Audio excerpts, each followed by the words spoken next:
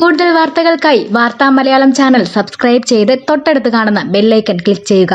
കനത്ത മഴയെ തുടർന്ന് മുണ്ടക്കയം നഗരത്തിൽ പലയിടങ്ങളിലും വെള്ളം കയറി. മുണ്ടക്കയം എരുമേലി ബൈപ്പാസ് പാലം പൂർണ്ണമായും വെള്ളത്തിനടിയിലായി. ദൃശ്യങ്ങൾ കാണാം.